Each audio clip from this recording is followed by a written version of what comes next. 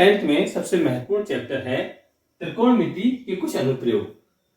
तो त्रिकोणमिति के अनुप्रयोग अगर हम समझेंगे तो हमें अच्छी तरीके से उसको करना आएगा, लेकिन हम ये देखते हैं कि उसमें कुछ कम शब्दों में ऐसी चीजें होती हैं जिन्हें हम समझ नहीं पाते हैं। तो मैं चाहता हूं कि आज आपको उसके विषय में अच्छी तरीके से समझाऊं, क्योंकि जब तक वो आप समझेंगे नहीं तब तक आपकी समझ में आएगा नहीं, क्योंकि ये चीज ऐसी चीज होती है जिसे समझना बहुत आवश्यक होता है। अब होता है दृष्टि रेखा, यानी कि लाइन ऑफ साइट क्या है। तो जब कोई दर्शक किसी वस्तु को देखता है तो दर्शक की आंख को उस वस्तु से मिलाने वाली जो रेखा होती है, जो रेखा होती है उसे दृष्टि रेखा, लाइन ऑफ साइट कहते हैं। यानी कि मैं आपको देख रहा हूं तो ये हमारे और आपके बीच की जो रेखा है ये कहलाएगी दृष्टि रेखा, यानी कि लाइन ऑफ साइट। ठीक, अब आती है क्षैतिज रेखा। तो क्षैतिज रेखा क्या होती है? तो वह रेखा जो प्रेक्षक की आंख से सीधी वस्तु भूमि के समांतर जाती है, यानी कि कोई भूमि के समांतर जाती है रेखा, तो वह क्षैतिज रेखा कहलाती है।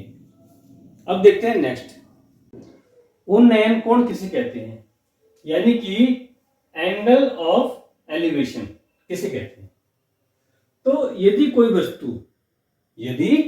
वस्तु दर्शक की आंख की क्षैतिज रेखा के ऊपर स्थित है तो दर्शक को उस वस्तु को देखने के लिए अपने सिर को ऊपर उठाना पड़ता है, और इस प्रक्रम में दर्शक की दृष्टि क्षैतिज रेखा से एक निश्चित कोण बनाती है, जिसे हम उन्नयन कोण यानी एंगल ऑफ एलिवेशन कहते हैं। मैं इसके माध्यम से आपको बताता हूं।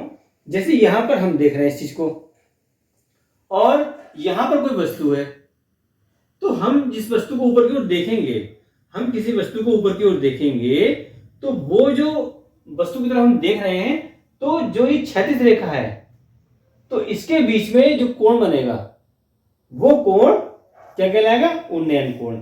यानी कि हम इस वस्तु को ऐसे करके देखते हैं या इस तरीके से देख रहे हैं, वहां पर एक वस्तु हम उसको देख रहे हैं, तो वहां से ये लाइन आई और ये ऐसी लाइन गई, तो इसके बीच में जो कोण बनेगा वो कोण कौन सा कहलाएगा? उन्नयन कोण। इसको आप इस माध्यम से देख सकते हैं। ये क्षैतिज रेखा है और ये दृष्टि रेखा, यानी कि जो हम देख रहे हैं, और ये हमारी वस्तु है।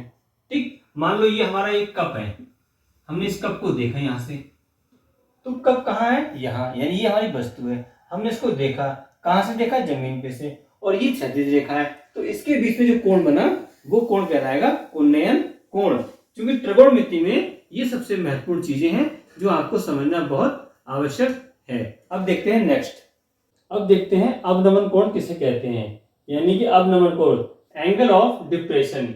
यदि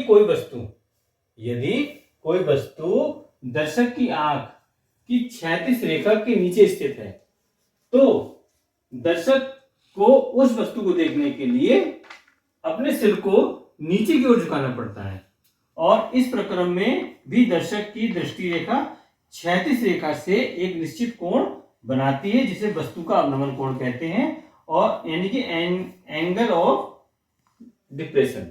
यानी कि यहाँ इस तरीके से आप समझ सकते हैं कि जैसे अब हम छत पे होते हैं, हम लोग छत पे होते हैं तो हम देखते हैं कोई हमें नीचे से आवाज लगाता है, तो हम कहाँ देखते हैं? नीचे की ओर। हम कहाँ देखते हैं? नीचे की ओर। तो इसी तरीके से ये हमारी दृष्टि रेखा है, ये हमारी दृष्टि है, और ये क्षैतिज रेखा है। तो हम क्षैतिज रेखा से जब हम किसी वस्तु को नीचे की ओर देखते हैं तो ये दृष्टि रेखा बनती है हमारी। तो ये दृष्टि रेखा उस वस्तु को देखती है, और उस वस्तु का और क्षैतिज रेखा के बीच में जो कोण बनता है वो कोण कहलाता है अवनमन कोण, यानी कि एंगल ऑफ डिप्रेशन।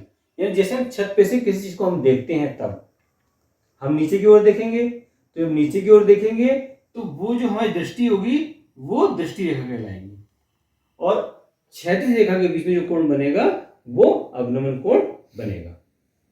अब देखते हैं उन्नयन कोण व अवनमन कोण में संबंध। यानी कि हमने आपको उन्नयन कोण के बारे में बताया, अवनमन कोण के बारे में बताया। अब अगर इनका संबंध स्थापित किया जाएगा तो वो किस तरीके से किया जाएगा?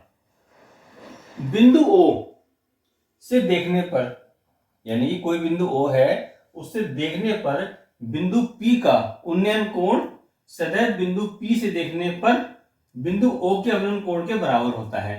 यानी कि आप ऐसे नहीं समझोगे, मैं आपको एग्जांपल देता हूं। जैसे ये क्षैतिज रेखा है, यहां पर ये बिंदु P है और आपका ये चीज जो है क्षैतिज रेखा है, तो यहां पर आप O की तरफ देखेंगे तो ये जो अवनमन कोण होगा, बिंदु P से अगर आप नीचे की ओर देखेंगे किसी वस्तु की ओर, तो वो जो अवनमन कोण होगा, ठीक। और अगर आप नीचे से O से देखेंगे ऊपर की ओर, यानी कि ऊपर P की ओर देखेंगे, तो वो जो उन्नयन कोण होगा, यानी कि अवनमन कोण बराबर उन्नयन कोण। यानी एक ही वस्तु को अगर हम देखते हैं, अगर हम ऊपर से नीचे की ओर देखते हैं और नीचे से ऊपर की ओर देखते हैं, ठीक, तो वो जो अवनमन और उन्नयन कोण बनेगा वो सदैव एक बराबर होगा। यानी कि अगर ये 50 अंश है तो ये भी 50 अंश होगा, अगर ये 60 अंश है तो ये भी 60 अंश होगा। कभी कभी क्वेश्चन आता है कि बिंदु P 50 अंश है तो बिंदु O का मान बताइए, ठीक है। तो हमें याद होना चाहिए कि जब हम किसी एक ही बिंदु को देखते हैं ऊपर से नीचे और नीचे से ऊपर, तो वो अवनमन कोण होगा तो वो बराबर होगा। यानी अगर ये 50 अंश है तो कोण O भी 50 अंश होगा। अगर कोण P 60 अंश है तो कोण P 60 अंश है तो कोण O भी 60 अंश होगा।